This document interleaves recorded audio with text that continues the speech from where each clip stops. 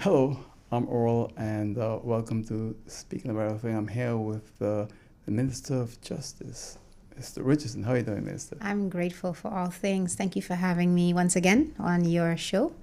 It's an honor to be here. Well, it's good to have you in the program. A lot of things to speak about because behind you, I'm seeing you with your number 7 on That's the National right. Alliance list. That's number right. 7. Number 7 again. Yeah. I'm doing number 7 again.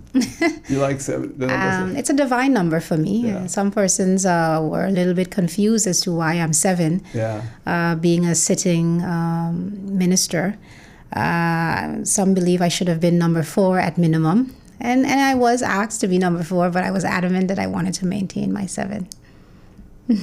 Good that you maintain 7. I think Yeah. all 7 the same way. Yes, Very special number, indeed, right? it is. So how have things been for you? Very busy. And now, of course, postulation day was November 22nd. So now we are in the field of being able to convince the population that we should continue. And of course, as Minister of Justice, being the first female and having accomplished as much as I have with my team, I feel that I am fit to continue in this capacity. So, of course, my reason for putting my hat in the ring and continuing on this journey is because I believe that we have a lot of great things that we have, like I said, achieved and accomplished for this ministry, but as well in the pipeline. So I look forward to this campaign trail. It's a few weeks. I think we have about six weeks to go, or 40-something days. But then also managing the executive position, that as well as, being the minister, there are still projects that we have to get finalized. There is still work to be done, documents to be signed. So it's business as usual, but at the same time, we're now having to manage as well campaigning. Well, you've made it through 4 years. Amen right? to that. And that's a ministry that many people didn't want. Oh, I'm happy you said that. I'm happy you said that, because all of a sudden now we have a whole lot of persons that feel they would like to be the next Minister of Justice. And for me, it's interesting to see that, because it says that they now recognize that all the elements of the ministry that made it an unattractive ministry before has been handled by my person as Minister of Justice. And now that I've handled it with my team, because of course you don't do this alone. Right. We have so many persons that believe they can now take this torch. But I would like to continue in this capacity, and so I'm going to do what's necessary to highlight all the great work we've done in this ministry. And my hope is that the population of St. Martin would be able to confirm that on January 11th when they cast their vote for me, Anna Richardson, number 7 on the National Alliance slate. I remember the first time I interviewed you as Minister of Justice, and that function book was really central to you. It's not just central and crucial to me, but we would remember how much charging and how much strength the unions rose against the minister to get it done. How frustrated they were that the function book not being done, the new police law not being done, the new salary scales for police not being done. And, they wanted that this be finalized. And we went through so many meetings to be able to get to where we are now, which is to the end. The end being that the necessary administrative work to be able to bring the function book, of course, that was completed in 2021. His Excellency, former Governor Eugene Holiday, and I completed that. But it was the completion of the book, and now we are moving to enact it. And that is a part of the justice package that I'm about to present to His Excellency Ajamu Bailey for signing. But it's contingent on the 2023 budget amendment being approved by Parliament. So within the next few weeks, we should see that the governor is signing off on the justice package. Let me just tell you what the justice package includes. The justice package is the approved function book with a national decree attached to it to enact it. The justice package includes the new and improved law enforcement law. This law is formerly known as the police law, but now we have included the national detectives along with the mobile and border aspect of immigration. So, and then in the future, we are looking at including other services that provide police-like tasks. Yeah. So, officers from the prison, officers from customs, we're looking to include them into this package as well.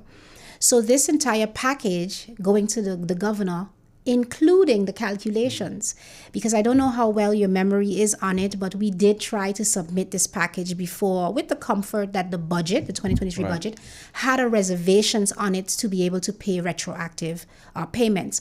However, the governor, in alignment with the kingdom law, stipulates that he must know the full depth that the country is in prior to signing this commitment. Yeah. So we had to go back and have the calculations, the total calculations identified. And that figure comes into over 40 million guilders for both the retroactive and going forward. The going forward aspect of it is connected directly to the function book. The function book describes your position, so the position you hold, and what scale it's on. That scale speaks about what compensation you receive. So lately I've been hearing there is communication saying that the function book was always there, and this minister has done nothing with that. And it's like perplexed to me because we will know of the many officers that has taken the country to court Right. because the function book was not finalized, because the police law was not updated, because the new salary scales are up. So now that the minister has finished it, all of a sudden now the communication is coming out to us differently. But that's okay. I do believe that the country, as well as the officers who this affects, is well aware of what they had and what they didn't have. And they know that this minister dedicated her entire tenure to ensuring that this project was complete after more than a decade. So the function book is now just awaiting the approval of the amended 2023 budget. I believe we're going to Parliament this coming week. Once that's handled, we believe the governor will go ahead and sign this, and then we can start to issue the individual national decrees per employee. And we're talking some almost 800 persons to receive individual Landsbesluit. That is basically their confirmation of their position, their task, their scale, their traders, all that they're entitled to. And this is what they've been waiting So for. you've And we are at the finish line. So you've accomplished what others tried and failed at that. Yes, we have. Any other accomplishments that you feel important to share with me? Sure. Thank you for that opportunity. One of the things that I'm feeling very, very proud about as well is that within the Ministry of Justice, we have 9 to 10 departments large. And I'm proud of the fact that we can see the necessary steps that are happening to be able to improve our border management. So, for example, one of the first things I did in my earlier onset in this position is I removed the immigration department and management from under the police department, and I placed it in its independence as it is so intended to be by law. We recently welcomed the head of that department, Director Levinstone, who was serving in the capacity of captain of the Coast Guard, the Dutch Caribbean Coast Guard here in St. Martin for quite a number of years. And now he has taken up that mantle of carrying our border management. So I see that our immigration department under his leadership is going to take a turn for the best. He is very poised in our law enforcement and our laws, working both as a police officer and also Coast Guard. He understands land and sea, the movements that happen. So I feel very confident that our immigration department is going to see a positive increase in its services. One of the things that I'm really trying to see improved as well is the production of residence permits, etc. For that. We also have the VOG, or the Certificate of Conduct, another great achievement, we've placed it online. Persons have had to wait in the past for long, extensive weeks, sometimes months, to be able to get that certificate of conduct. Now it's online and they're getting it in days. That's amazing. It is. They're getting it in days. In the past, it took really long. A very long time. Yeah. I'm very, very proud of the fact that we have successfully been able to make that that positive shift where the certificate of conduct is concerned. Is there a fee or increase in fee? Or is there... Not yet. Oh. Not yet. I say yet because we will eventually have to look at increasing fees or applying fees in certain areas. There's no fee right now, right? There is a fee. There is a fee you paid at the census. And I do believe the census is giving you the opportunity to pay online as well. I have to double check that, but I do believe that is a process. What else do we have that's positive about this? So we are currently in Domestic Violence Awareness and Gender-Based Violence Awareness months. I say months because we start November 1st and we end on the 16th of December. We are busy with a code of conduct for the Ministry of Justice so that our personnel is aware of what they can and cannot do and what is expected of them, being men and women of uniform, but also our support staff in the administrative sector. So anyone who works within the Ministry of Justice, we have a code of conduct that we're bringing forward that also includes, considering the month that we're in, if there were any inappropriate advances, so sexual harassment or inappropriate behavior towards colleagues, etc., that is also going to be addressed in our code of conduct. I find that to be a very important matter that needs to be addressed. Of course, we talked and given updates about UNOPS, which is the company that we have signed an agreement with to be able to have our new prison facility built. Very important necessity in our community. It's not something that we want. We don't want to have to invest money into prisons. Yeah, we would like to see our crime rate decrease and recidivism discontinue, but we have to be realistic with society. Everywhere in the world there must be a prison, but we want to focus on rehabilitation. As a matter of fact, before coming here for this interview with you, I visited our prison, and some 5 inmates receive certificates because they are undergoing a 10-week cognitive behavior development course. Oh, that's good. Fantastic. Yeah. And they just received awards or certificates from my person this morning. It is a collaborative effort that is being done between SCIS, which is our probation service, as well as the prison, to be able to help our inmates, our clients, be able to learn how to better cope with stress, how to not focus on negative thoughts and not act on those negative thoughts, how to deal in matters of crisis, to make those right decisions, how to wake every morning and have a positive outlook on life. And this stems off of last year, December. We successfully graduated 11 inmates under the GED program. Yeah, I would have liked to have repeat that as we come to the end of 2023, but we had to go through a tendering process, and that was an extensive one. A company has indeed won, but we are finalizing with the agreement, so I can't yet announce who that is. Okay. But as soon as we do, we will be making it public which institution has won that. So you had 11 GDs? We did, 11 inmates, and that's another great achievement there that I'm very proud of. Another one I'd like to share with you is victim support services. Unfortunately, we had some delays in being able to put victim support services in operation. I remember you speaking with me about that a year and a half ago. We established it as a foundation. Okay. We do have a committee and we do have a director, but we had some challenges in being able to secure a location where the office would be launched. But we're coming down into the finals of that right now. I should be taking that to the Council of Ministers for approval within the coming week. And then we would be able to have them officially established and be of service to the community in the capacity that they must. Victim support services is vital when you have any type of traumatic experiences, accidents, death, fires, etc.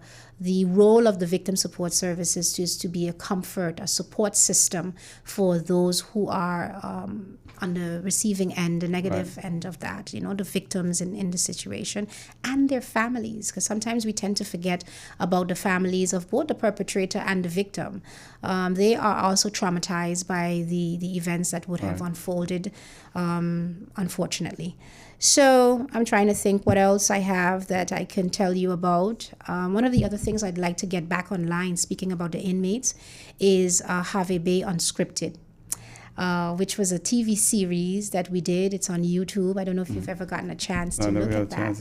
But Have a Bay Unscripted is giving the inmates the opportunity to be able to express their journey that brought them to where they are. What their life was like growing up, the decisions they made, what it's like to be on the inside, what they'd like to do once they get out, how they've grown. Just giving, especially our youth, the opportunity to be exposed to what a bad decision can be the consequence for you, of which we're trying to deter you from. So, and even the inmates in their positive journeys expressed in those videos, if they were to do it over, they wouldn't do it. And that's the message we want to get out to the youth. And hence the reason for Have a Bay Unscripted. It's on hold for right now because we did have a period of time where there was some striking going on. So we had to hold off from being able to film those. But I hope to have it resume pretty soon.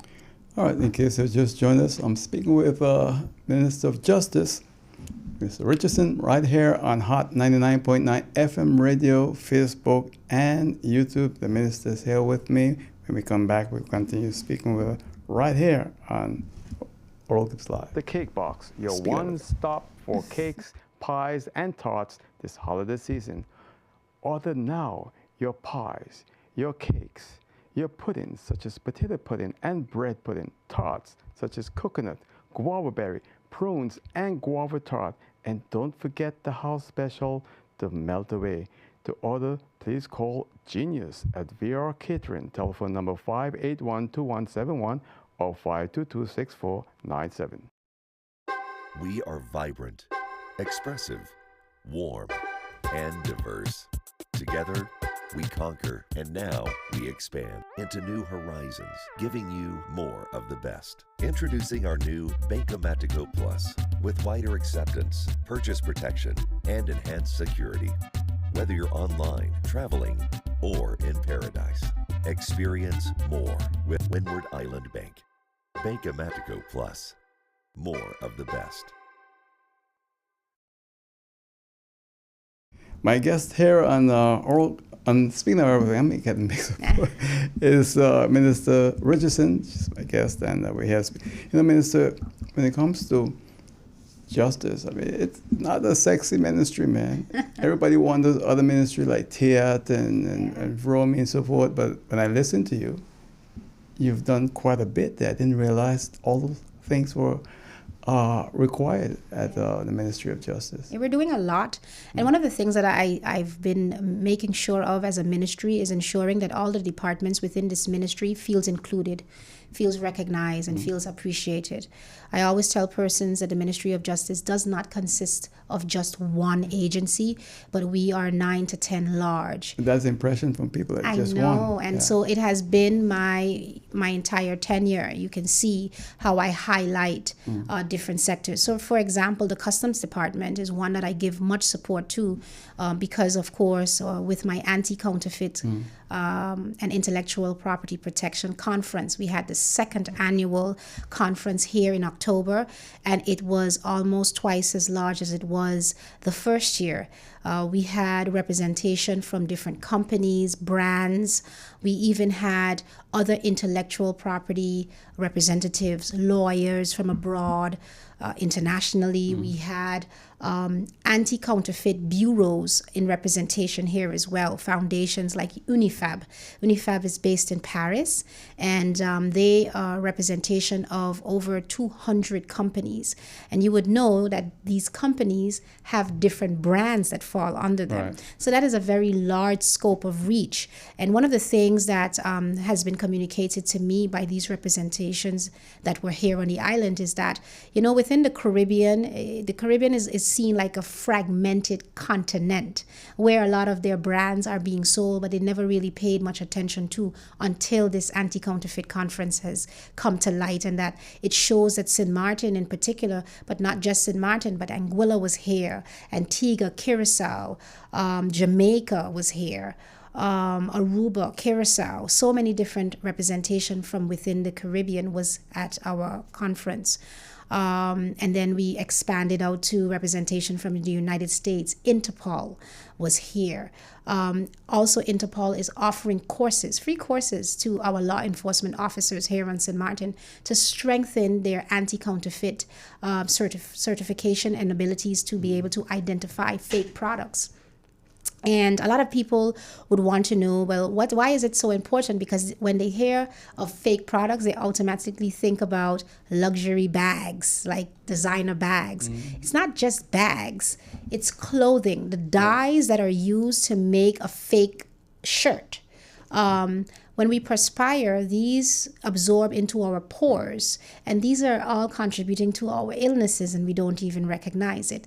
The lotions we put on our skin, the perfumes we spray, what we eat, what we drink, Medication all of also, these, right? The medication as well.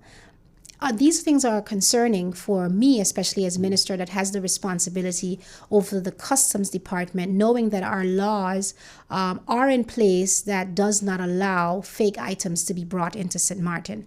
When we look at the SDGs, we have a responsibility in there as well. I can't bring the numbers for you at this moment, but even within the SDGs, Sustainable Development Goals, on a global level, we have a responsibility, even as small as we are, to protect our community.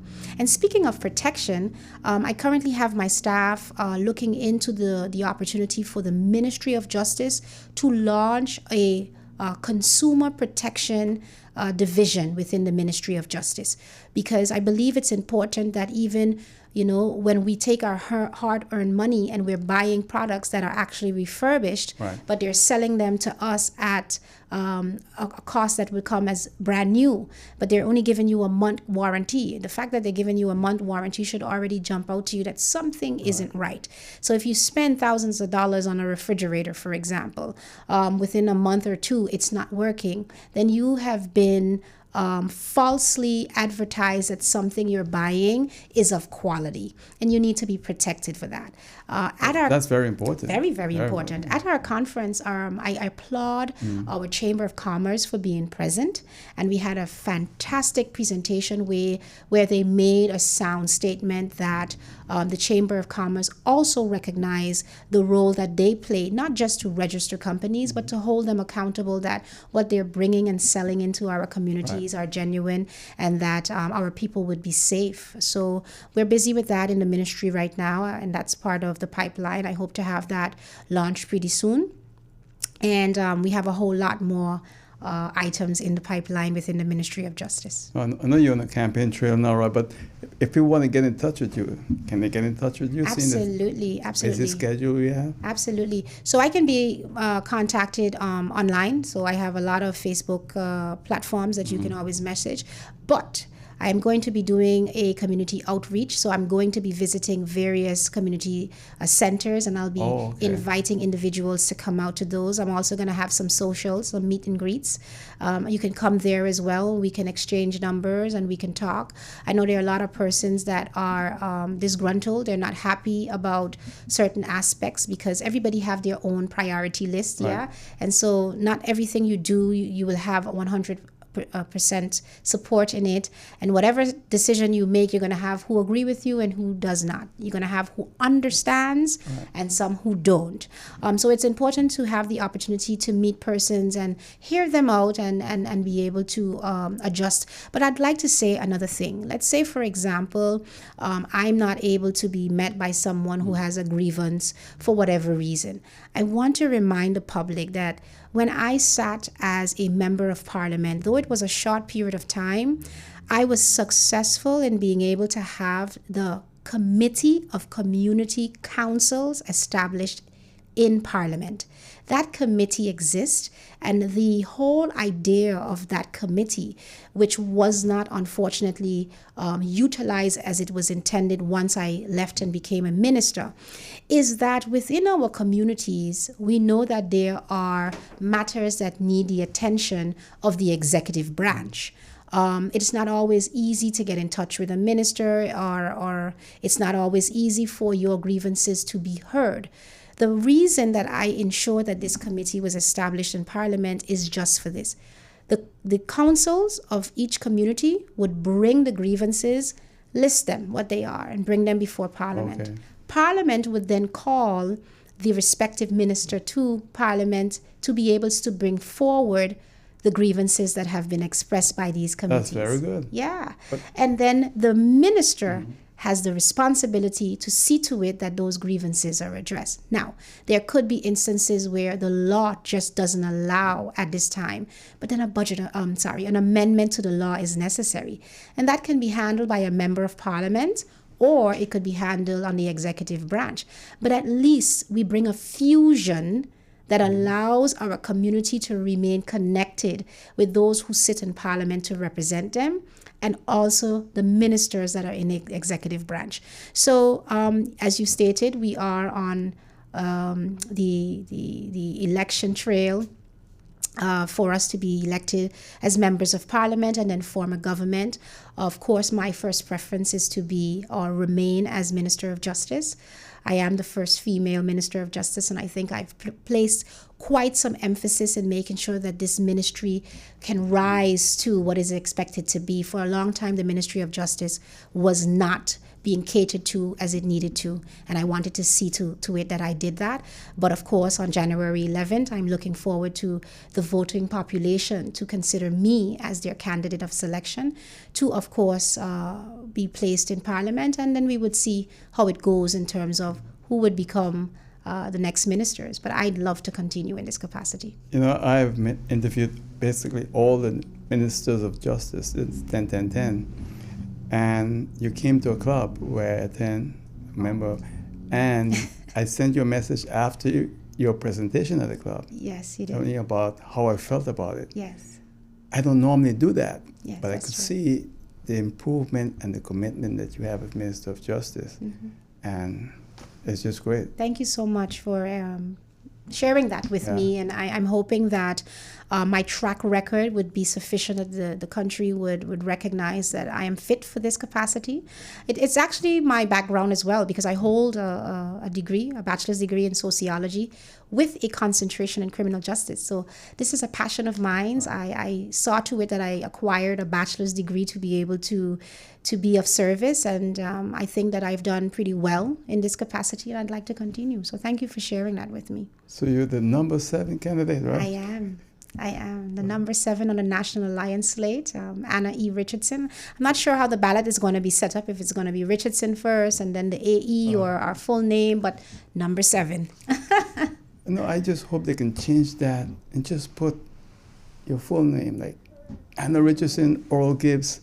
Okay. I think it's better. It's better, yeah.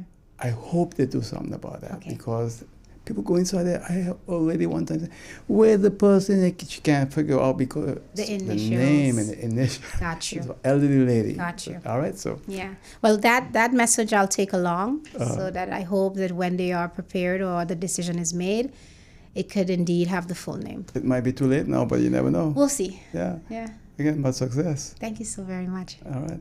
And that's it for now. See you next time right here on Speaking of Our Thing with another guest and another time. But enjoy your day, evening, and night. We are online 24 hours and on Hot 99.9 FM radio station. Again, thank you, Minister. Much Thank success. you, All right. Mr. Gibbs.